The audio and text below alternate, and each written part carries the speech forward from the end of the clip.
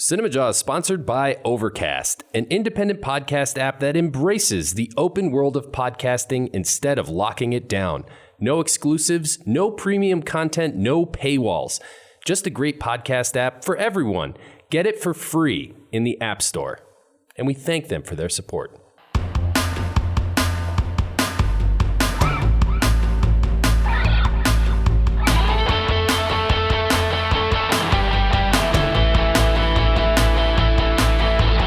You're listening to Cinemajaw, the greatest movies podcast ever, recorded on location from our respective homes in Chicago. My name is Matt Kay, and with me is Rye the Movie Guy, and sitting alongside us is Fill Me In Phil. How are we doing tonight, guys? This week on Cinemajaw, we get ready for the end of the year here, Matt, with our fall movie preview. Oh, I love it, Ryan. Light the candles in the pumpkins, get the candy corn, and trick or treat. It's time. Horror. Halloween, last year, good stuff. 2020, we didn't have really a summer movie season, nor a traditional fall movie season. And I'm not going to say that 2021 has been perfect by any means, but it's at least showing some resemblance of a fall movie preview. There's some big movies coming up. Yeah, for sure. And yeah, we had some semblance of a summer season. So we're getting there. We're getting there, right? Slowly but surely. Besides highlighting the fall movie previews, the middle of the Toronto International Film Festival is where I find myself. It has been going on for about 6 days, and I did not travel to Toronto this year, but they also accommodated a lot of the critics by doing a virtual fest, offering over 40 feature-length films virtually. And I saw as many as I could for the Jawheads. So I will be giving a recap of the Toronto International Film Fest. What number are you up to, man? Approximately. I think so far I've seen 14 films. And this was since the last time we recorded about a week ago. So about 14 movies in the fest. And I think one or two that were not part of the fest, but I watched one that we're going to talk about today on Cinemajaw. So you're watching like two movies a day. Yeah. On the weekend, I hit 3. I think on Sunday, I might have hit 4. So it's been quite a few, you know. The screening room has been, it has smoke coming out of it at this point. Hey, man, I'm talking about the movies. I'm talking about the movies. Yeah, right. You're the consummate professional, Ryan. You know, you never miss a film, an opportunity to see what's up. I will say it's exciting to see as many as you can. And I do like that they put enough out there where you almost got to pick and choose, because they give you basically a 48-hour window to watch all these movies, and say they release 10 and then the next day 10 and the next day 10. You're not seeing all 10 and, you know, by the time the next 10 are out and so on, so forth. So there is a little bit of that. Well, I'm going to pick this movie and I'm not going to see this one. And you sort of need that to feel like it is a festival, much like a lot of people I'm sure have been to music festivals where they pick one band, you know, on one side of the fest and they have to forego seeing another band. It sucks, but at the same point, you need that to actually feel like you're part of a festival. So I liked it. Yeah, you got to make some tough choices. I agree. Besides our fall movie preview, we have more going on, don't we, Phil? Oh, yeah, it's still Clint Eastwood month, so we got same old, a new fact and a new clip. And we have 2 reviews this week. The Eyes of Tammy Faye and Malignant. New one from James Wan. Yeah, I just got done with Malignant, so interesting to talk about. I can't wait. Yes, I'm excited to talk about that one. No guests this week, so in honor of Clint Eastwood, we will have a themed Clint Eastwood Stump the Kubinski. 5 questions to try to stump Matt Kay. Well, I'm feeling lucky, punk. This past weekend, we had a Jaw gathering over at Matt Kay's house. It was a rooftop gathering. Me, Phil, Matt got together and really tied one out. We had a fun time, did we? Yeah, I'm surprised nobody fell off the roof. It was a darn good time. First time it's happened in like at least over a year. Yeah, and honestly, it's surprising how little we talked about Cinemajaw. We barely even do that here. Oh yeah, we do that all the time. True, but like I would have figured we'd have some Jaw talk here, you know, But no, not at all. We were mostly talking about music. Boy, did I tie one on. That was a good time. Music and cheap beer. Matt's a real happy guy. Oh, that's all I need, man. That's all I need. If I wasn't doing a movies podcast, I could easily be doing music. I love it. And cheap beer? Yeah, well, I mean, they go hand in hand. All right. Well, let's get this podcast rolling with a Clint Eastwood fact. Yes, this week's fact, it's about the film The Bridges of Madison County, which was obviously starring Clint Eastwood and co-starred Meryl Streep.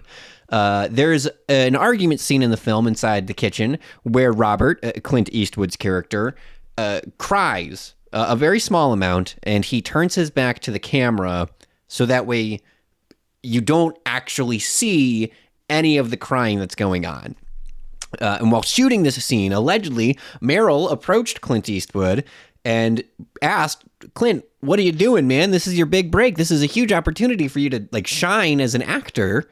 And Clint's modest response was along the effect of that the scene worked better without seeing Robert cry directly.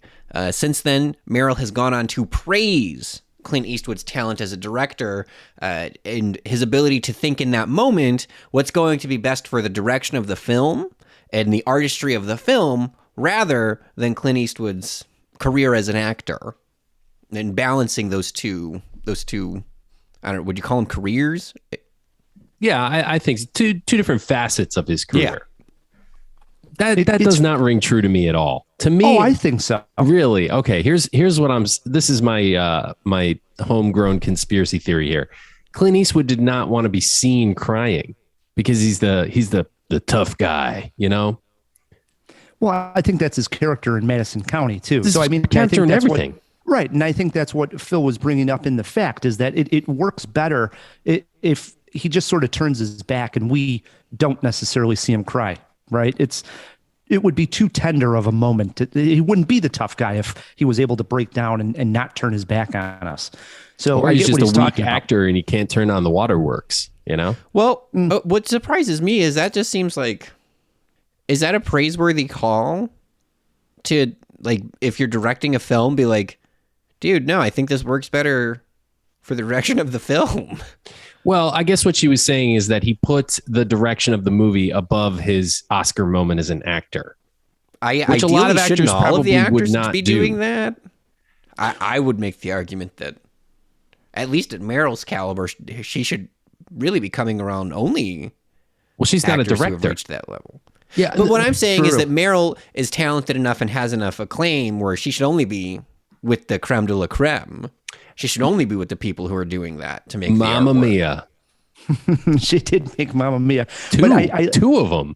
But what I like about the fact here is because movies are such a collaboration between directors and actors. And if actors always had their way, the movies would probably stink, right? It takes the director a lot of times to say, yeah, it would work better if we didn't necessarily have the close up on your face for, 5 minutes straight. But the actors a lot of times want that, like the fact said, Meryl would say, this is your moment to shine. But the director needs to say, I think it works a little bit better with our back turned to the camera. That collaboration is what makes the art form, right? It is. I'm gonna have to go back and rewatch the scene, and then I'll form a better opinion on it. But I wonder if it was Clint kind of guarding his macho-ness. But I don't know. Maybe that's cynical. All right, moving along here, we had wanted to tackle from time to time notable movie previews. And since this is our fall movie preview special, there was a big one that came out. It's technically a winter release. It's coming out December 22nd in theaters and on HBO Max same day. And it is entitled Matrix Resurrections. This is the fourth Matrix film. And I thought from a trailer perspective, I'm a little worried, right? Going into the Matrix, hearing that they're redoing it. Keanu Reeves is back. Carrie Ann Moss is back. Let's see how this is going to look. Initial take on the trailer, blown away. Super excited for Matrix 4. Matt, where'd you feel after you saw this trailer? I feel like I want to take a red pill, man, for sure.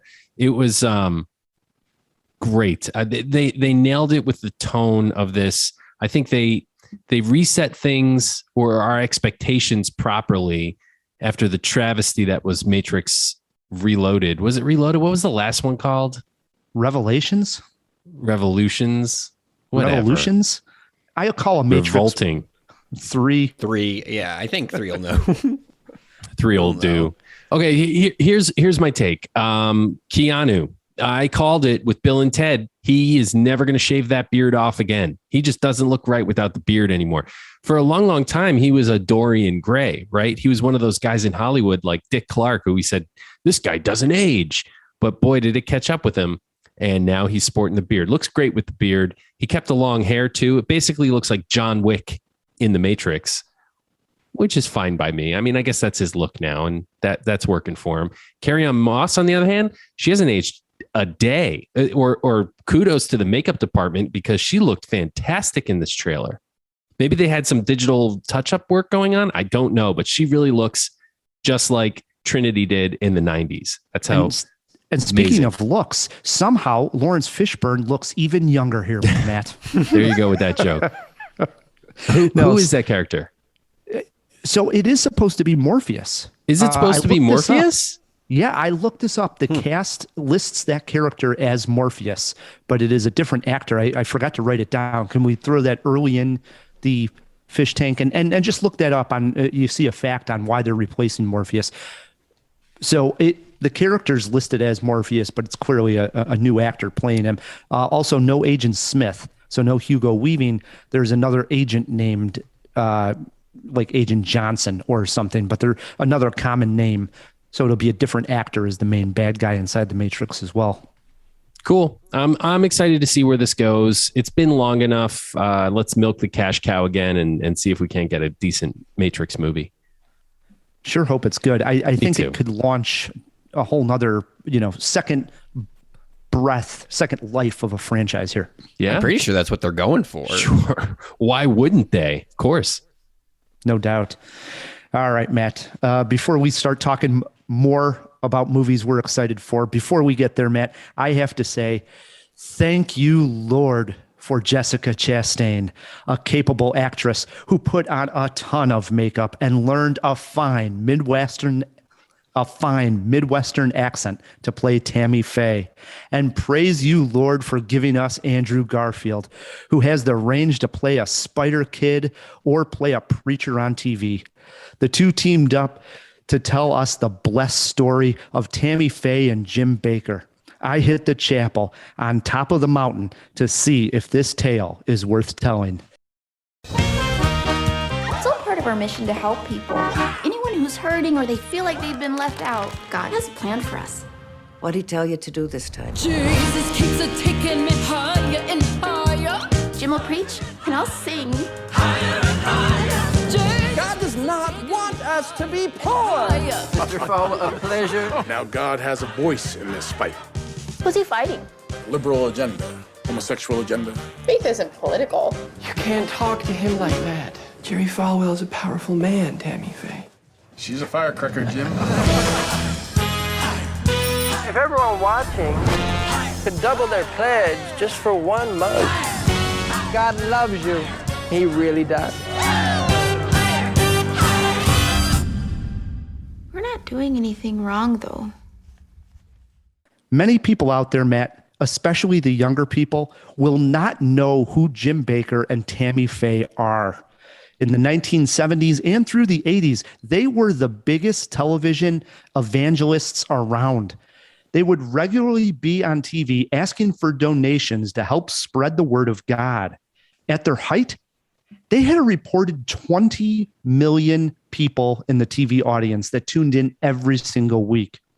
This led to a lot of donation money coming in and also led to parodies of the couple on everything from Saturday Night Live to nighttime talk shows. This is where my recollection of them comes from. Turns out they were not the happy married couple they portrayed. When reporters looked into how the donation money was being spent, well, federal charges came about. Both Jim and Tammy were charismatic characters, but Tammy Faye in particular was something special. She sang, had a Barbie-style voice, wore outlandish outfits, and put on a ton of makeup. Jessica Chastain completely goes for it here, and I'm happy to report she nails it. Yes, the makeup helps, but she really does disappear into the role.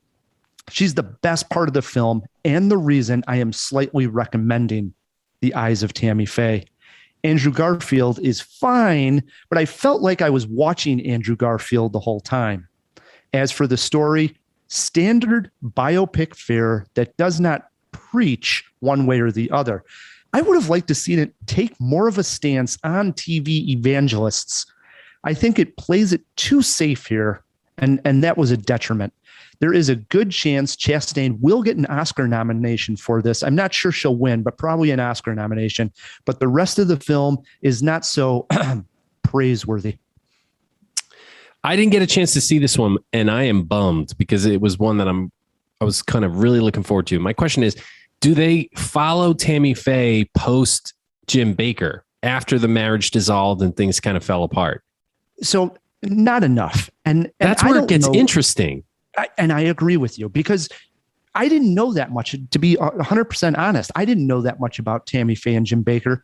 As I alluded to in the written review there, I knew of more of the parodies of them on SNL and stuff. SNL and late night talk show than I actually knew anything about them. So after seeing the movie, I sort of researched, a little bit, went down that rabbit hole.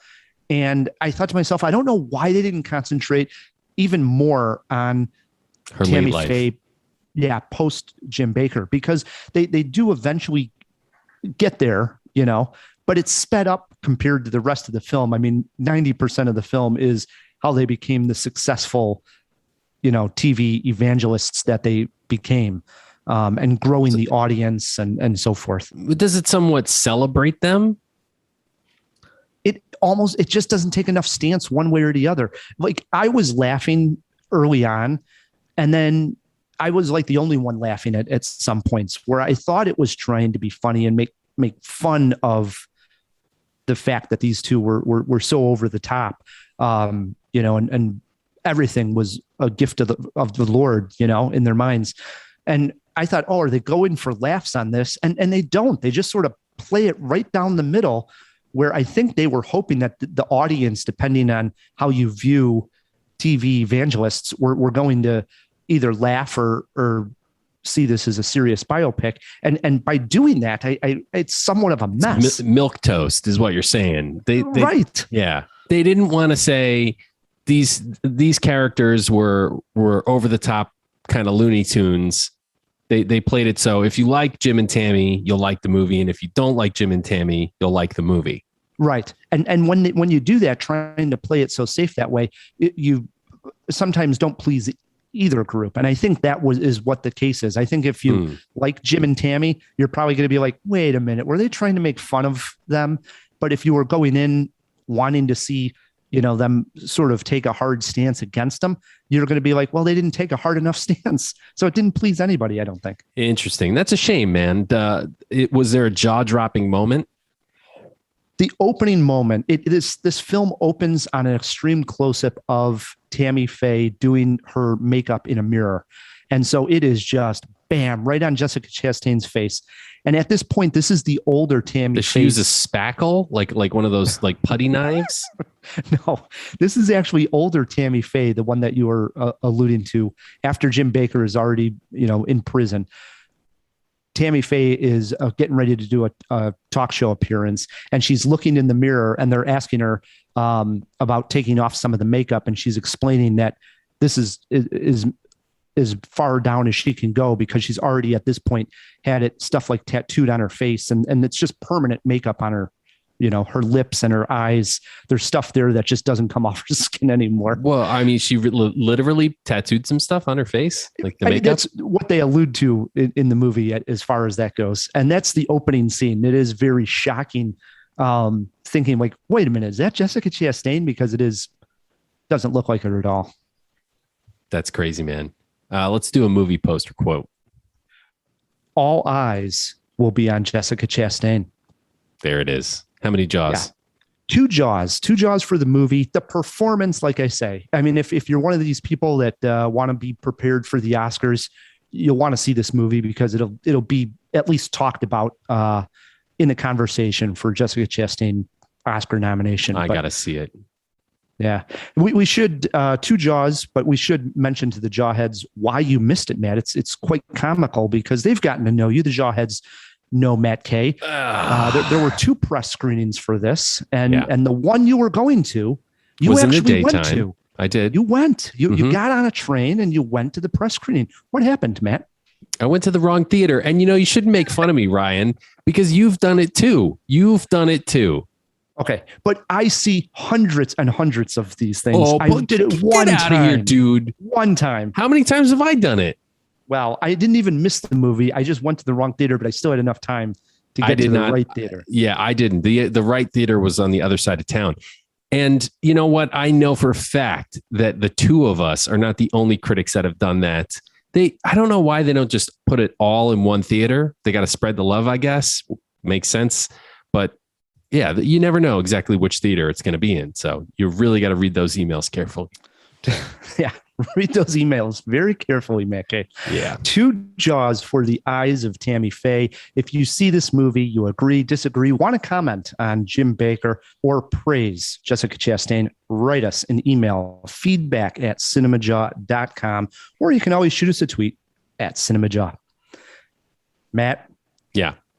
I gave you one command here, and that was to pick your 5 favorite fall movies you're looking forward to. Far be it from me to disobey a command from Rye, the movie guy. Yes. Praise be, Matt. So Matt's got his 5. Well, I was laughing a lot when Jim Baker in the movie would constantly be, saying, praise the Lord, we did this. And it was catchy after a while. They lived it, man. They lived it. They did. So Matt's got his 5 that he's looking forward to, Jawheads. My 5 are going to consist of 5 movies I have seen at the Toronto International Film Festival, sort of recapping and telling you when these will be out. We're doing double duty. Yeah. Yeah, this will be a good way.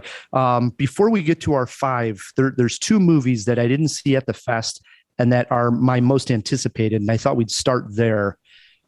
Just got news that this one is actually going to open up the Chicago International Film Festival. It'll be the opening night film. It opens October 22nd. It'll screen here, Matt, in Chicago on October 13th. And that's the latest from Wes Anderson. It's entitled The French Dispatch. Oh, boy. Did I know for a fact, the second I saw the trailer for this one, that you'd be all over it. And I got to tell you. This is one of those that's been delayed a long time. So it was supposed to come out last year. Then it was supposed to be out earlier this year. Finally, October 22nd, we're getting a new Wes Anderson, and I couldn't be more happy. I'm gonna confess to the Jawheads what I said to Ryan and Phil here before we hit record. I'm tired of it. Wes Anderson keeps making the same movie over and over again. These precious little dry humor, like movies that are way too intelligent for their own good. It's like The Emperor's New Clothes. If you don't like Wes Anderson's movie, then you're dumb or something. I'm over it. I'm not that excited for this. I don't think that at all, but I love Rushmore. Love Rushmore. And it was diminishing returns for me after that. Oh, bite your tongue. I know that you love the Fantastic Mr. Fox. After you watched it, you were laughing your head off. No, I did. I like the Fantastic Mr. Fox, but then he followed it up with Isle of Dogs, which was just kind of meh. Still whimsical. Still liked it. There's nothing that he makes that I've disliked yet. Choke on the whimsy, man. It's like whimsy overload. Now, The French Dispatch comes out, as I said, the 22nd. Joining it also on October 22nd. This was my most anticipated movie of the year. So it obviously is coming out in the fall. It's my most anticipated of the fall. And that is Denny Villeneuve's Dune. Of course. Of course. This would have been on my list if I didn't know for a fact it would be on yours again. Dune, I remember the original movie. Holy crap, what a big deal that was. And now here we go again. This is going to be a blockbuster to end all blockbusters. It's going to be like Lord of the Rings level huge, I think. I sure hope it's as good as the hype is, you know. I know at this virtual Toronto International Film Fest, people were upset that people who didn't go to Toronto weren't going to get it virtually. And I thought, well, good, because it would actually really take a lot for me to watch it at home. I want to see this on the big screen. And so if they did send me a link for being part of the festival, I don't know if I would have watched it at home. I'd rather just wait until I can see it, hopefully on an IMAX somewhere. Boy, you're a purist, Rye. I would have watched it on my phone. Dune also comes out October 22nd. So those were the two I'm most looking forward to. Matt, let's hear your number 5. All right. At number 5, I have the origin story of Tony Soprano, The Many Saints of Newark, which comes out October 1st. It stars Gandolfini's son, Michael Gandolfini, as Tony Soprano. So a role handed down from father to son. It's going to be interesting, not only to see how the character came about and his rise, sort of, but also to see how the son handles the role that his father became famous for playing. So, plus Ray Liotta's in it, all the usual suspects from a mob movie. And these, I like a good mob movie. I have never seen The Sopranos. Should I start here with the movie? True confession time. I have only seen a few episodes of The Sopranos myself. So I was not like a big Sopranos fan. I'm going to start with this one. It's like the origin story. So we'll see if I like it. Maybe I'm going to dive down the Sopranos rabbit hole. And by all accounts, it's an amazing show. All right. I like that pick. My number 5, again, this is now movies that I have seen at the Toronto International Film Festival. My number 5 pick is entitled The Survivor. It is due out in November. Didn't give an exact release date. The Survivor is a biopic directed by Barry Levinson, and it stars Ben Foster as Harry Heft.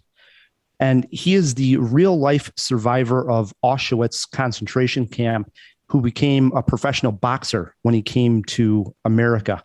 And the movie is shot when he's flashbacks to the concentration camps in World War II, black and white scenes, when he's here in America and telling this story to a reporter. It's done in color. And he's boxing mainly because he wants his name in the newspaper headlines because his lost love that was still alive when they were in Europe and in the concentration camps, he cannot find this woman, and he thinks that she made it to America also, and that someday she'll read his name in the newspaper headlines, and that they'll be able to meet again. And because of this, he continues to box, and he eventually takes on the heavyweight champion of the world. It's a sports movie. It's a historical drama.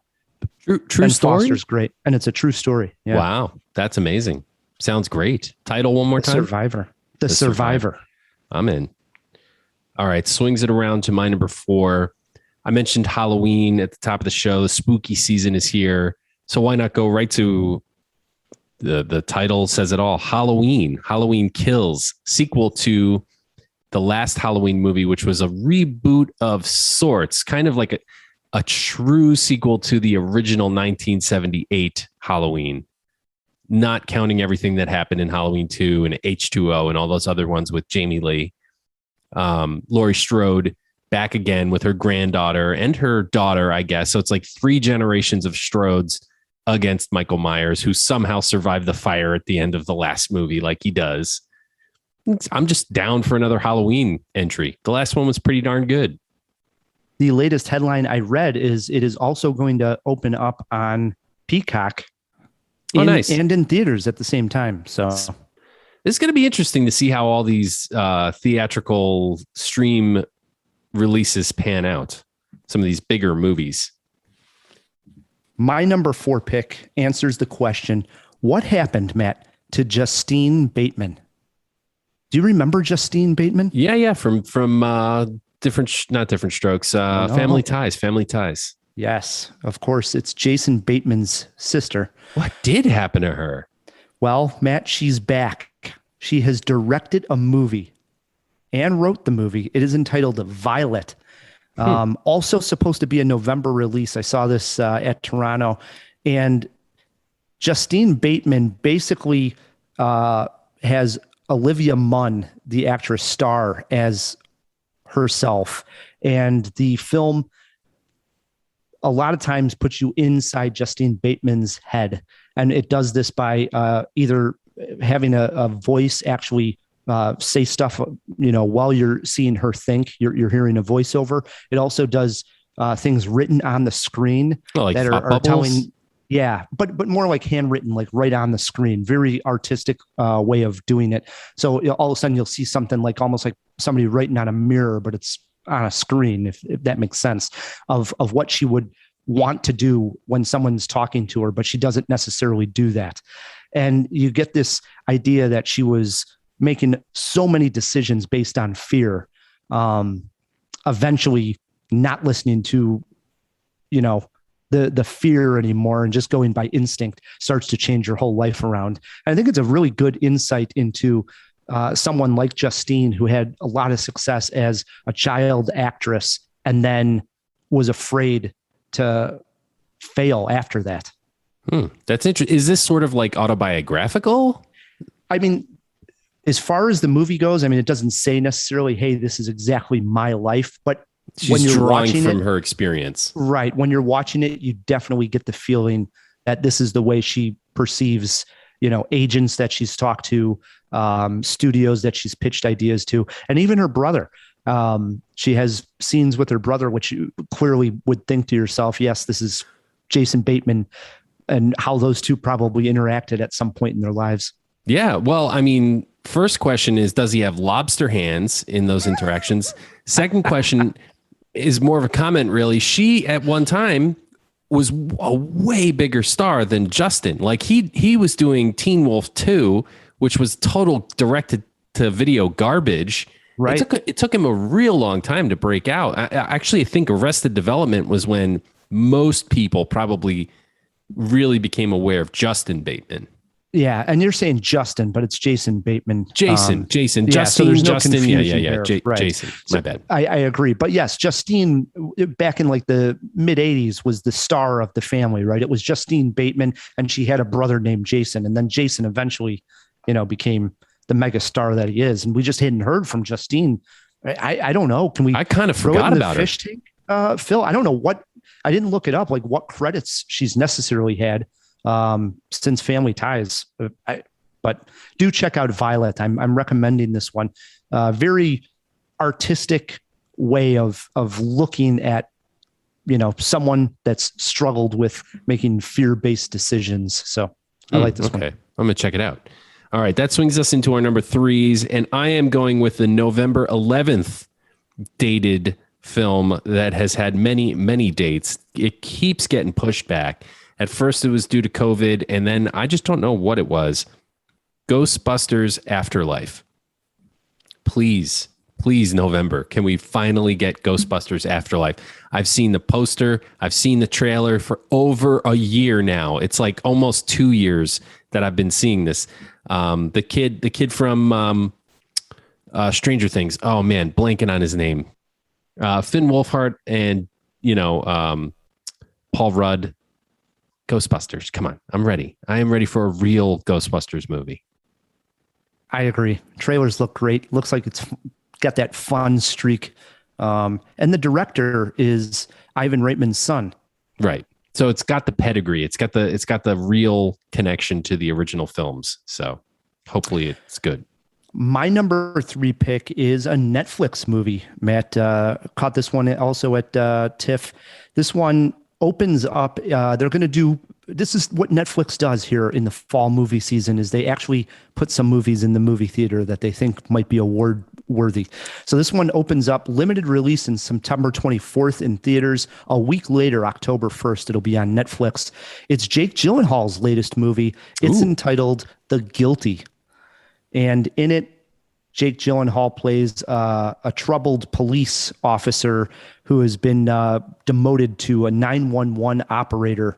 And this was shot during the pandemic, and it is directed by Anton Fuqua, who did Training Day and also Southpaw with Jake Gyllenhaal. And he talked about when the movie came on, the directors in these fest screenings will sometimes come on and talk briefly as they present the film. And so they did mention this was shot during the pandemic, and it's a very small cast. Most of this takes place in a 911 dispatch center with just Jake Gyllenhaal talking to different parties on the phone as he starts to solve a major crime going on. And one of them involves a girl being kidnapped in a car, being able to make a phone call while she's on the highway with the person who kidnapped her driving a van. And it goes from there. He gets another call and he starts to put these two things together. He gets police involved, but we don't actually see the action. We're just constantly with Jake Gyllenhaal. And the whole thing works because Gyllenhaal gives, if not his best, right up there with about the best performance he's given in his career. This is a really strong performance from Jake. Gyllenhaal's done some amazing stuff. So those are some bold words, man. There you go. It is called The Guilty. It will be on Netflix October 1st. Into our twos. I'm dropping one that I'm surprised. Well, you're doing Tiff. So I know this would be on your list if you weren't doing just Tiff. Edgar Wright is my Wes Anderson. And in fact, Edgar Wright may even be my Christopher Nolan. He's a filmmaker that his name whips my head right around, and I'm going to watch everything he makes. And this one especially, Last Night in Soho, it stars Thomasin McKenzie.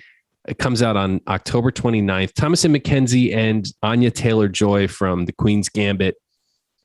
They have sort of a body swapping thing going on. I'm not exactly sure. It looks like a psychological thriller, kind of dark, which, I think Edgar Wright is such an exciting filmmaker because he can really do different genres. He's got like breadth. He's got scope.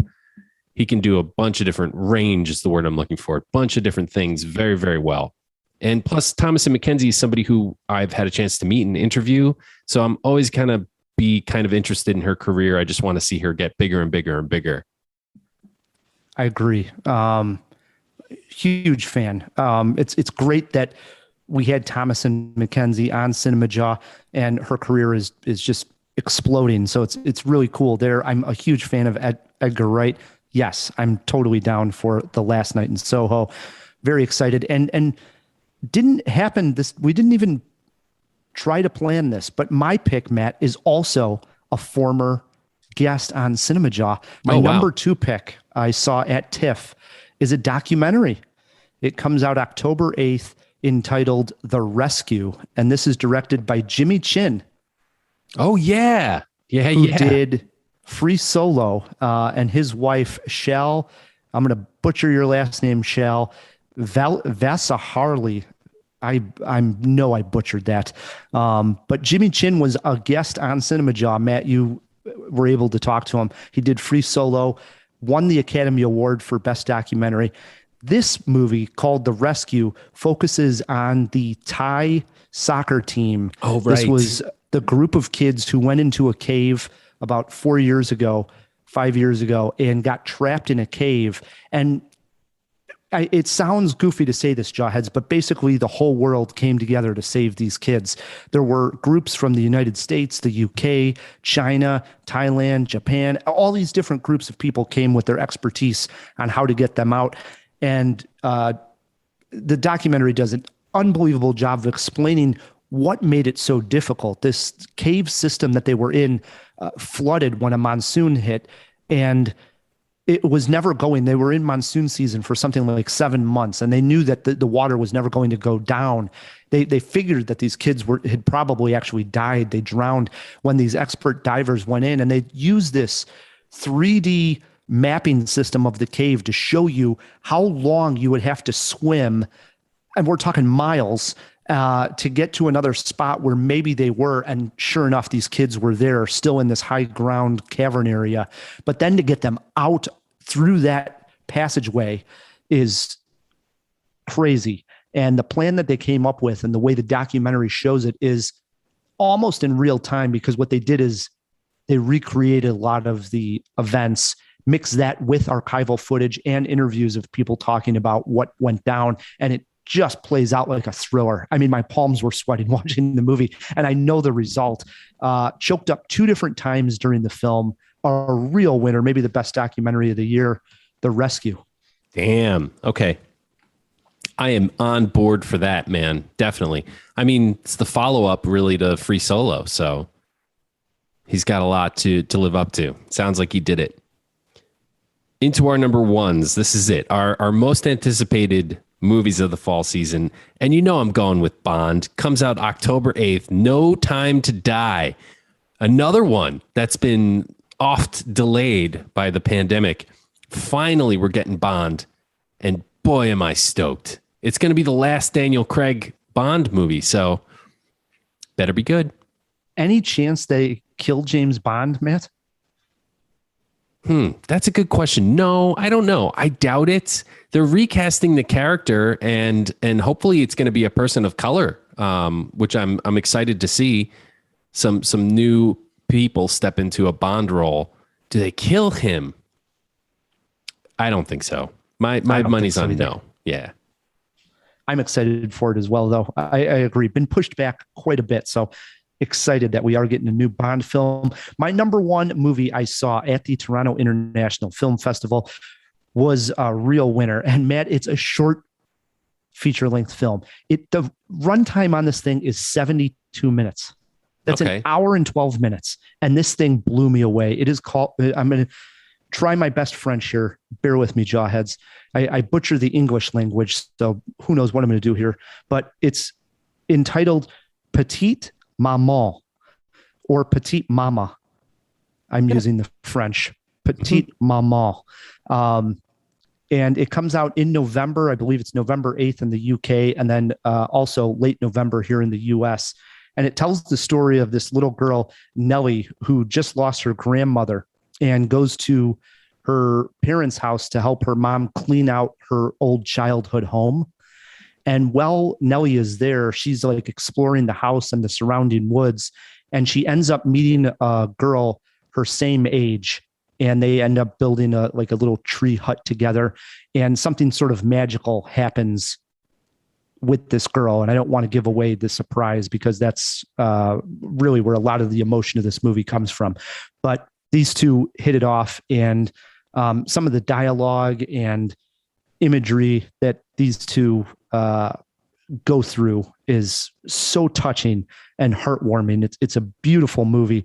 The two girls are played by sisters Josephine Sands and Gabrielle Sands, and they were just marvelous. I mean, these are child performances that moved me to tears. I was so wrapped up in this movie. And again, it's 72 minutes long, and I probably cried maybe 3 different times. Is it an uplifting movie? It's not like down? It is. No, it's uplifting. Yeah. Okay, it's uplifting in a beautiful way. I mean, really taken aback by this one. It was something. And this director, I might not even wrote it down here.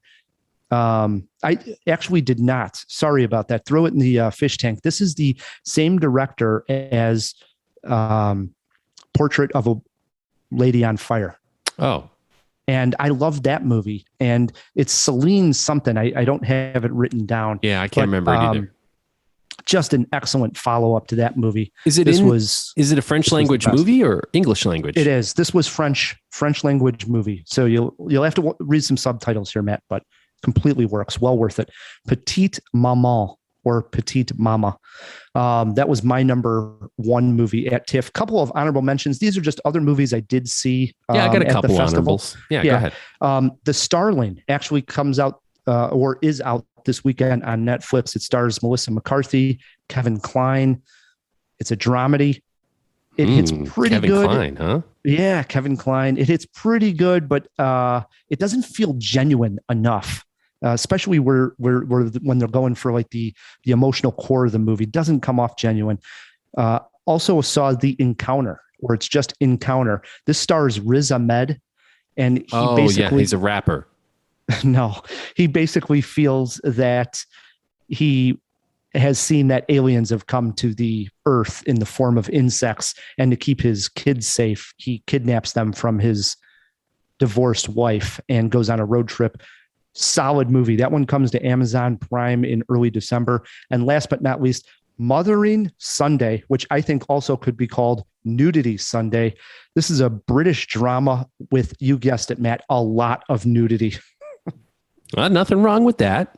But it's good. It's a love story. I like some nudity. I liked it. Still have more to see. A couple more days of Tiff, but I've enjoyed it thoroughly. What else are you looking forward to, Matt? Well, listen, we all know, I'd be lying if I didn't say I'm pretty stoked to see the Eternals, the new Marvel movie on November 5th. If nothing else than to see Kumail Nanjiani's transformation, you know, how he put on all the muscle. That's going to be pretty cool.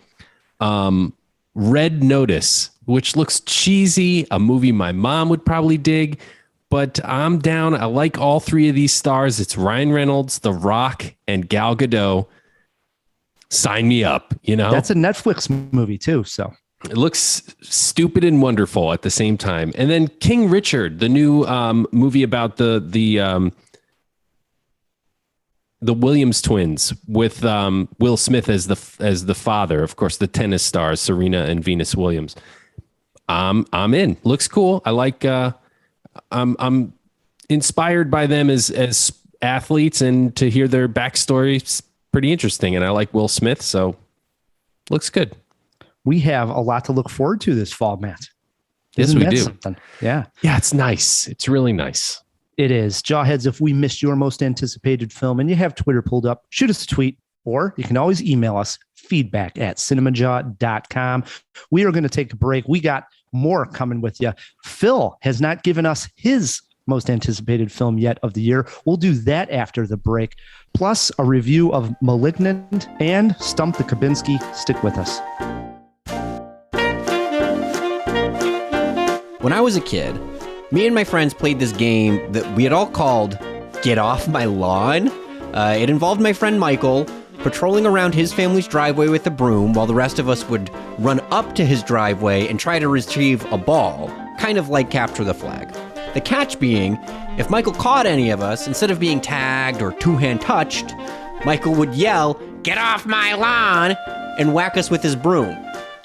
We came up with this game when we were very, very young, like 6 or 7 or something, and all of the appeal came from the silliness of Michael yelling, "Get off my lawn!" and of course, the eternal bliss of beating the shit out of your friends.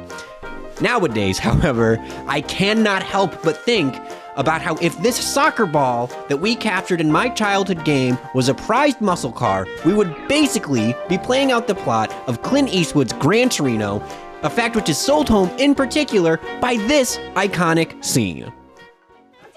What the hell is this? Get off my lawn. Listen, old man, you don't want to fuck with me. Did you hear me? I said get off my lawn now. Are you fucking crazy? Go back in the house. Yeah, I blow a hole in your face and then I go in the house. And I sleep like a baby. You can count on that. We used to stack fucks like you 5 feet high in Korea. Use you for sandbags.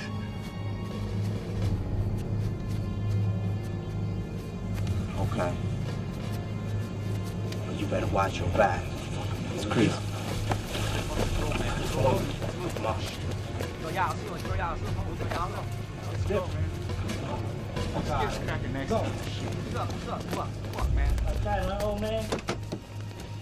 Thank you.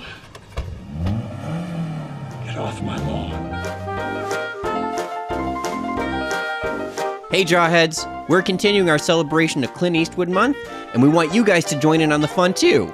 If you don't know where to start, we've got a couple of really great Clint Eastwood picks available on different popular streaming services. Unforgiven and Gran Torino are on HBO Max this month. The Outlaw Jose Wales and his directed film Mystic River are on Netflix. $1 Million Baby can be found on both Netflix and HBO Max. A Fistful of Dollars and Escape from Alcatraz are on Amazon Prime. Hang 'em High, featuring not only Clint Eastwood, but a very young Bruce Dern, is available on the free service Hoopla provided by your local library. And In the Line of Fire is playing for free with ads on Pluto TV. We hope you guys check out at least one of those films and enjoy Clint Eastwood Month this September.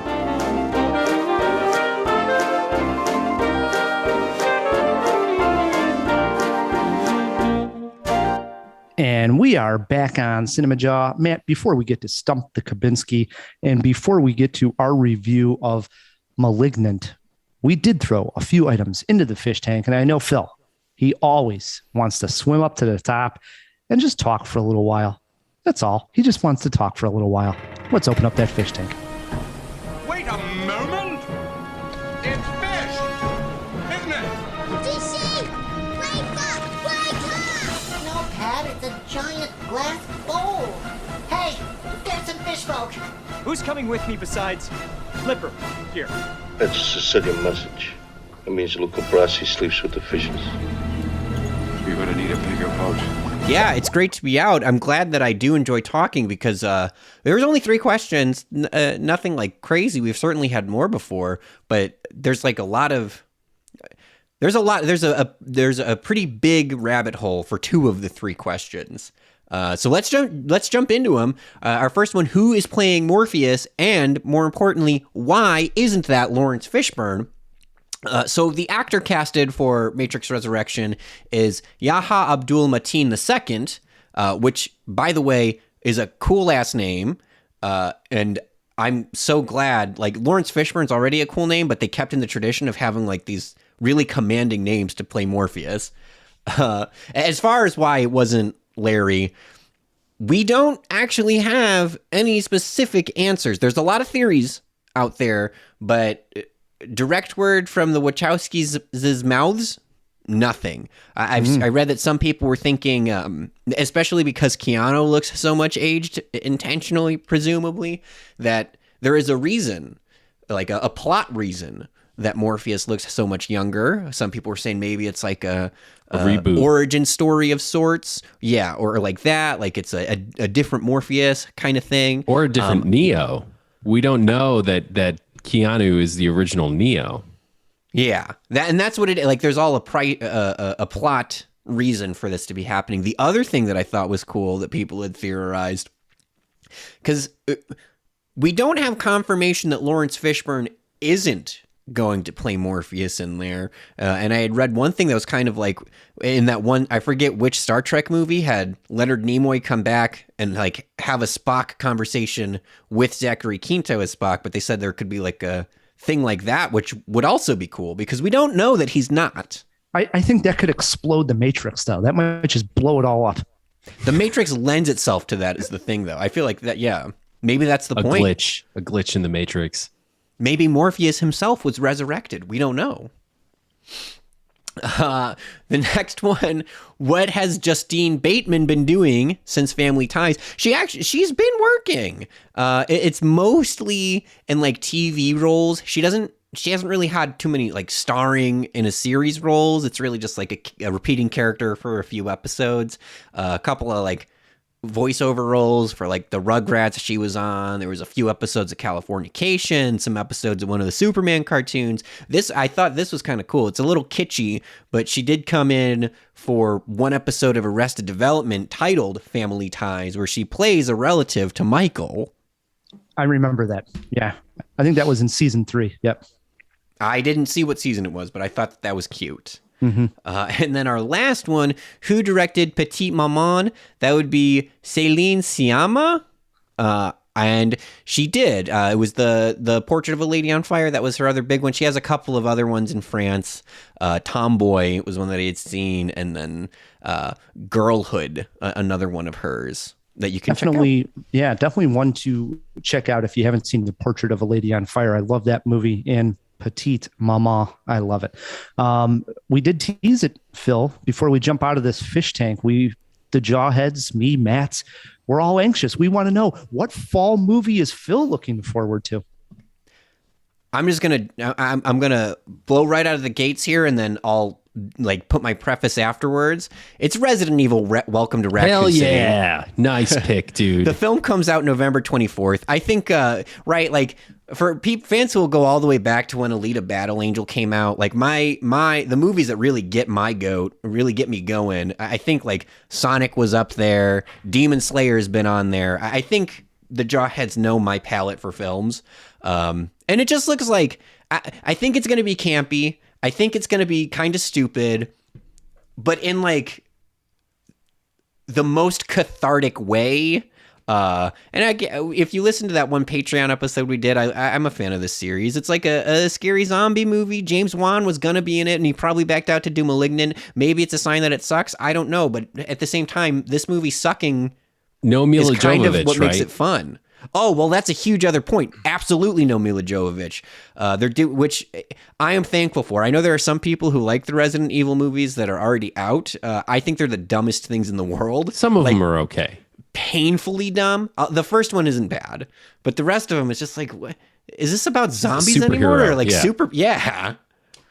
I think it'll be cool if they can have like any kind of the same feeling of charm and like actual zombies. It looks like a real zombie movie. Exactly, Matt. We have not had one of these in so long.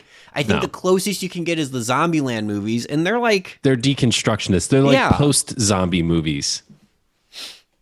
Wow. How exciting. A zombie movie based on a video game. Of course, Phil's going to be in for this. Right. I like it, Phil. I like it. All right. Jump back in that fish tank. You bet, man.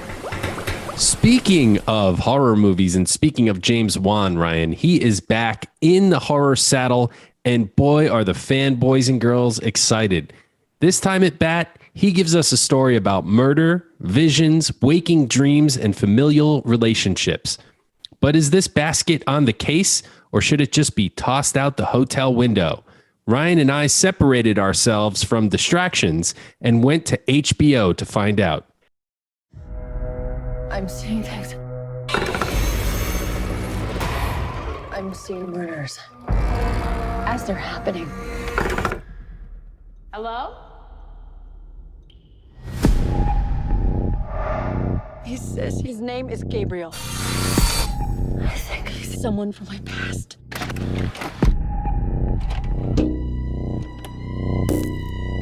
Happy birthday. Whatever happened to you before you joined our family hurt you in a way that I can't even imagine. Stop saying that.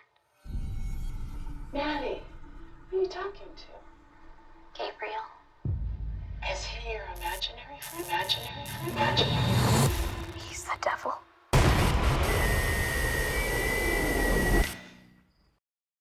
I have to say, right at the top, Malignant contains a twist, or perhaps as Rye the movie guy might call it, a reveal. Whatever you call it, it needs to be danced around, so there will be no spoilers here, folks. This is the basic plot of Malignant.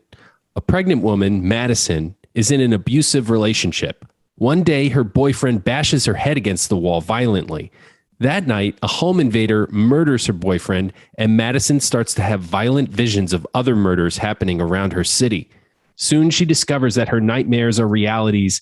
As the bodies pile up, her sister, and a pair of detectives hunt down the killer and try to discover what connection Madison has to all this. Malignant, Ryan, feels like a throwback homage to the golden days of horror, when gore and shock, music and special effects were valued above creeps, dread, and tone. This is an 80s VHS schlock gore movie in all the best ways, and I loved it. The cast is fine. Nothing special here. I like them all just fine. Everyone is unnaturally pretty, a la the 80s, and I think it was a very conscious choice on Wan's part. The soundtrack and score, however, must be hailed. It gives the movie that feel and activated my nostalgia receptors. For all the looking backwards this movie does, pun intended, it also contains one of the more original twists / reveals I have seen in quite a minute. That isn't as if it's not completely unpredictable, but when you finally see it, well, nothing will prepare you. Cronenberg would be proud.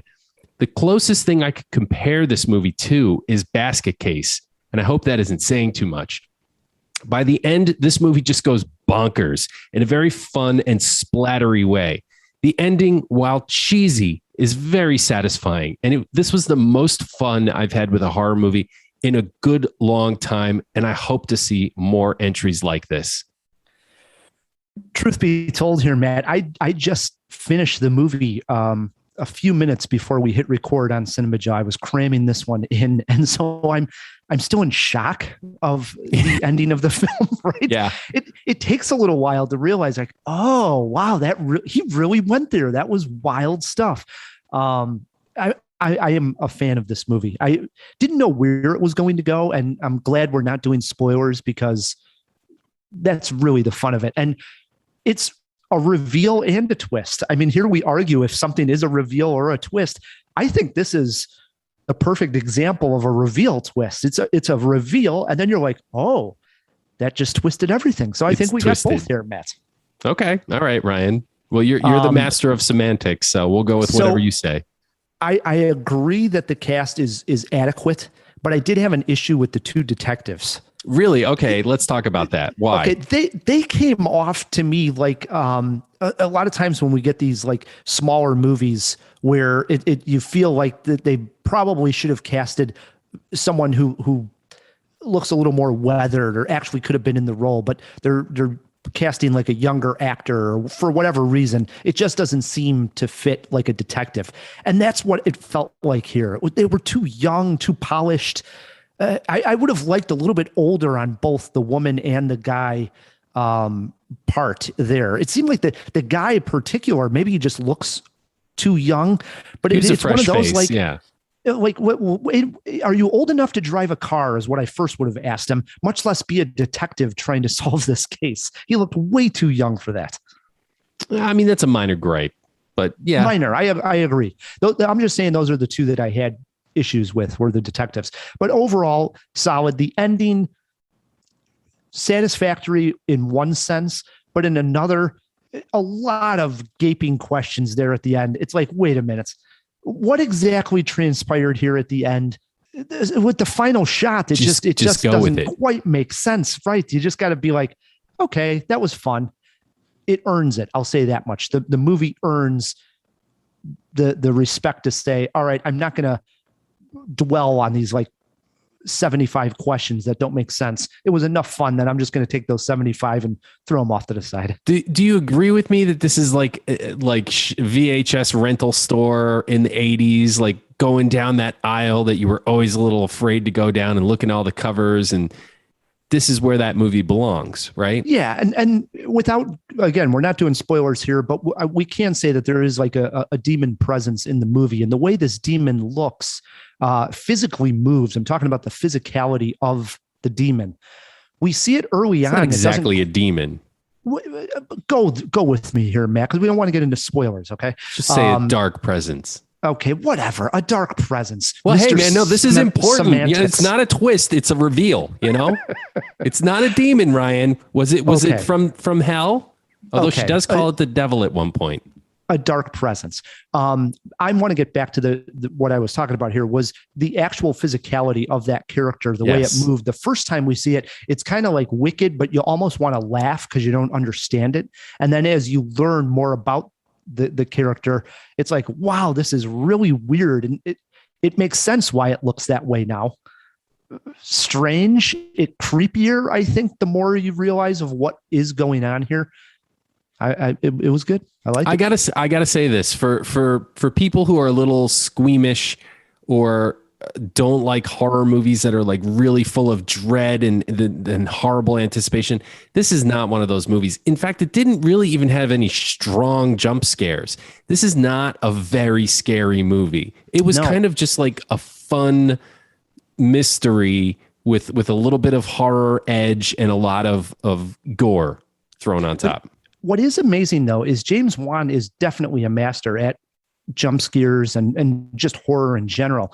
And having seen the Candyman movie just a couple of weeks ago, I had mentioned that there were a couple of times where they went for that shot where someone's looking in a mirror and then they cut back to that shot and suddenly there's someone standing behind them in the reflection without making a noise.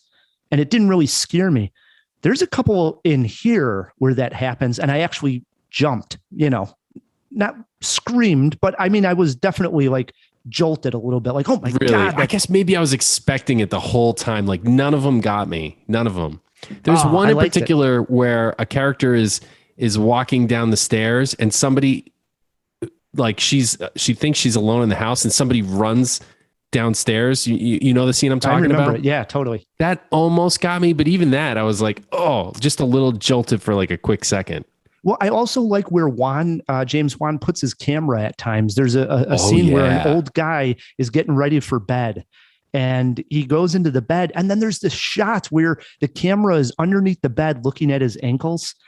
And it's just something so creepy because we think that there may be somebody under the bed. It's the anticipation. It's everything we're anticipating, that the worst at that moment. Someone going to cut his Achilles. I don't know what's going to happen here, but just that shot of his ankles from underneath the bed scared the hell out of me. How about the chase scene where he cranes up above the floor plan? This is difficult to describe, but imagine like, and I think they go from like level to level in a house, but they do. They absolutely do. Because I thought the same thing. I wonder how he shot this. Yeah, it must be some kind of like funhouse set that he built, but the camera is above the house, and it's like a real estate floor plan that you're looking at. Imagine that, like that bird's eye view camera where you could see through the roof without a roof. Yeah, like imagine no roof and you're like just looking down at a house. Right. And somehow he takes one floor and puts it on top of the other, and he still has that same shot. It's like a contiguous shot.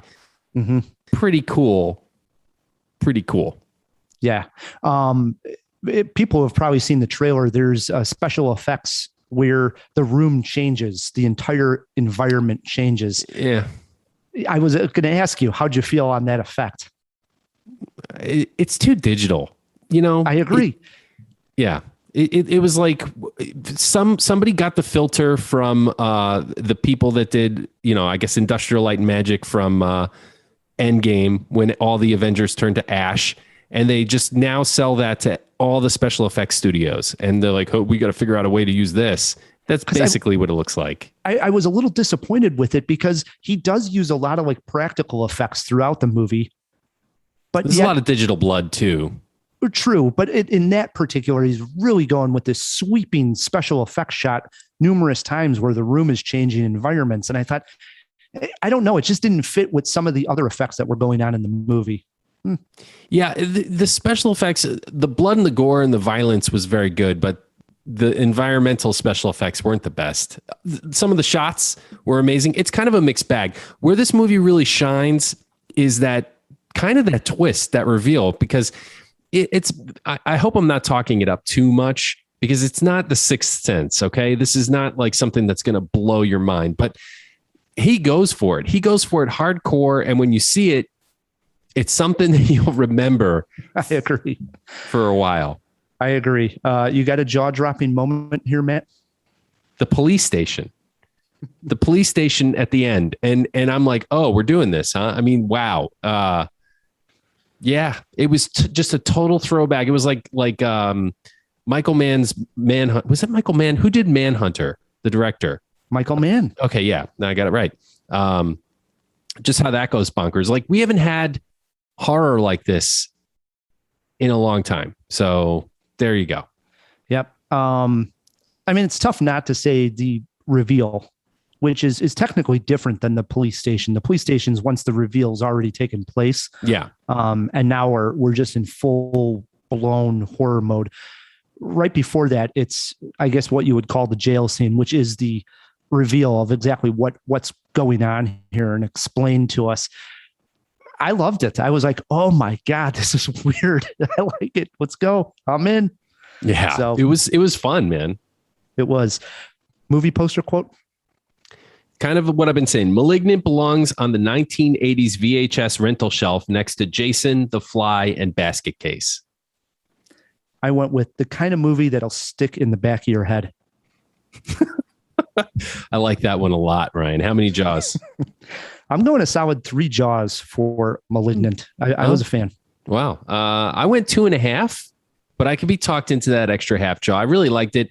This is not super well made, but it's like a really well made schlock movie that if this had come out in the 70s or 80s would be an absolute cult classic.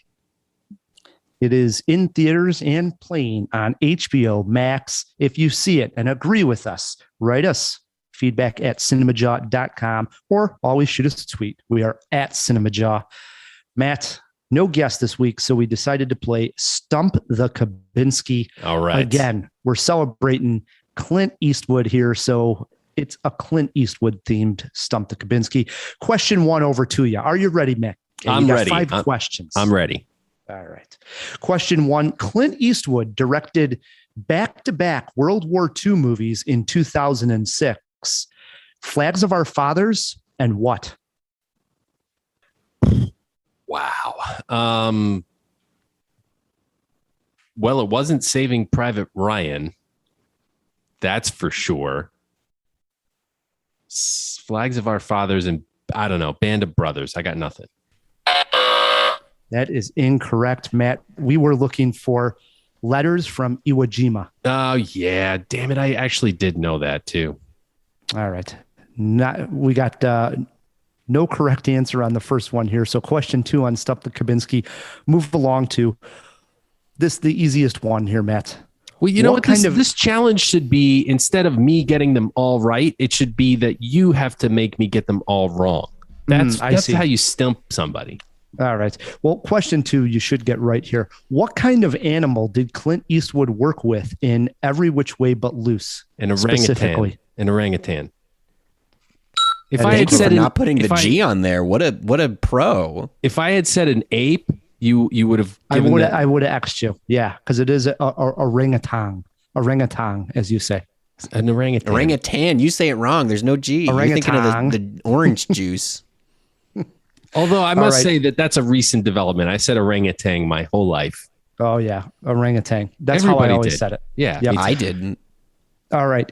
Matt did get one right here. Question 3, Matt, how about this one? How many times did Clint play Harry Callahan, a.k.a. Dirty Harry? 7 times. That is incorrect. Really? Absolutely incorrect. 5 times. 5. Dirty Harry, Magnum Force, The Enforcer, Sudden Impact, and the Deadpool. Deadpool was a good one. Question 4, Stump the Kubinski. He is 1 for 3 so far. Question 4 to you, Matt. Who's taller, Clint Eastwood or The Rock, Dwayne Johnson? Your knee-jerk reaction is to say The Rock. You know, he's a wrestler, but I think Clint Eastwood's a pretty tall dude. I'd say he's like 6'3" or 4. I'm going to go with Dwayne Johnson. The Rock is taller. That is correct. Dwayne Johnson edges him out by an inch. Dwayne Johnson listed at 6'5". Clint Eastwood, 6'4". Damn, there's some tall dudes. I mean, I couldn't even talk to him without a ladder. Yeah, for real. Yeah. 2 out of 4, Matt. You're doing pretty good here, 50%. So here it is. The Stump the Kubinski comes down to this, right? Okay. Here you go. In 2000, Clint starred and directed in Space Cowboys, a film about 4 older ex-test pilots who were sent into space to repair an old Soviet satellite. Matt, name one of the other stars in the film. Clint Eastwood and 3 others, all older test pilots. Name one other of them. Gary Sinise. Oh, incorrect. No.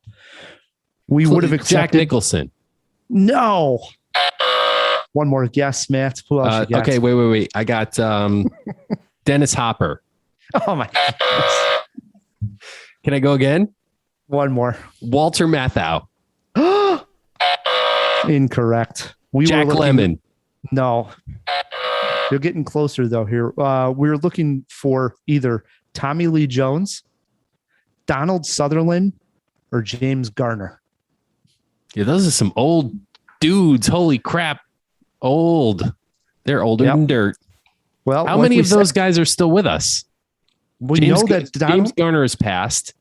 That's the only one that's passed. Tommy Lee Jones is still with us, and Donald Sutherland is still with us, and Clint Eastwood. And may they live forever. They're all wonderful guys.